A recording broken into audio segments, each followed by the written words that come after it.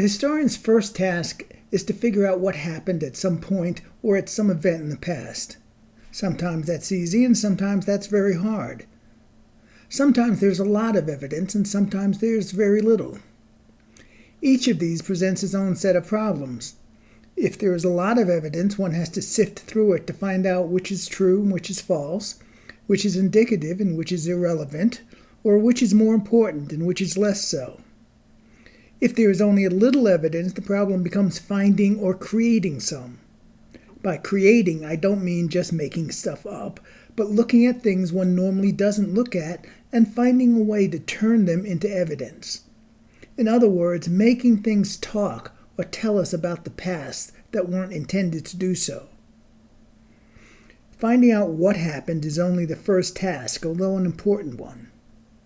The historian's question is always not just what happened, but why it happened, when and where it happened. It is in answering this question that the meaning of the event or happening becomes clear. Usually this is discovered by looking at the context, that is, the circumstances in which the thing happened. For example, we know in 49 BC, a man crossed a small river in northern Italy called the Rubicon on his way back from what is now France. If we dig a little deeper, we find out he wasn't alone. In fact, he was a general with an army. We find out his name, Gaius Julius Caesar. We then find out that the Rubicon River was the northernmost boundary of metropolitan Rome, the capital of the empire. The Roman leaders had made a law that it was illegal for any Roman general to bring an army into the territory of metropolitan Rome. Caesar's crossing of the Rubicon was an act of defiance against the leaders of Rome, and not the simple crossing of a river by a man. It was the prelude to Caesar's rebellion and eventually his grab for power.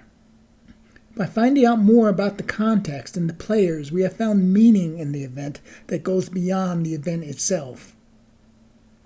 The final task of the historian is to explain what the meaning of the event tells us about the human condition. In other words, what can we learn from the examination of the event?